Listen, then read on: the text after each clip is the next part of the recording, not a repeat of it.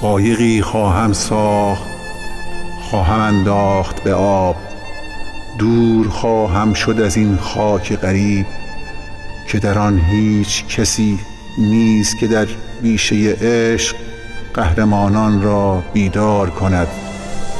قایق از طور تهی به دل از آرزوی مروارید همچنان خواهم راند، نه به آبی ها دل خواهم بست، نه به دریا پریانی که سر از آب به در می آرند و در آن تابش تنهایی ماهیگیران می فشانند فسون از سر گیسوهاشان. همچنان خواهم راند، همچنان خواهم خواند. دور باید شد دور. مرد آن شهر اساطیر نداشت، زن آن شهر به سر شاری یک خوشه انگور نبود.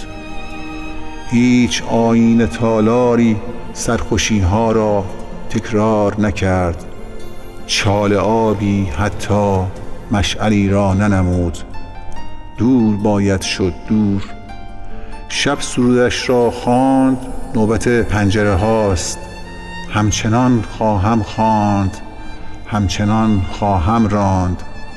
پشت دریاها شهری است که در آن پنجره ها رو به تجلی باز است. بام ها جای کبوترهایی است که به فواری هوش بشری می نگرند. دست هر کودک 10 ساله شهر شاخه معرفتی است. مردم شهر به یک چینه چنان می نگرند که به یک شعله، به یک خواب لطیف.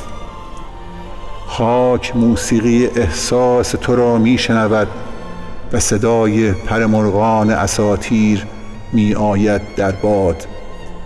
پشت دریاها شهری است که در آن وسعت خورشید به اندازه چشمان سرخیزان است. شاعران وارث آب و خرد و روشنی اند. پشت دریاها شهری است، قایقی باید ساخت.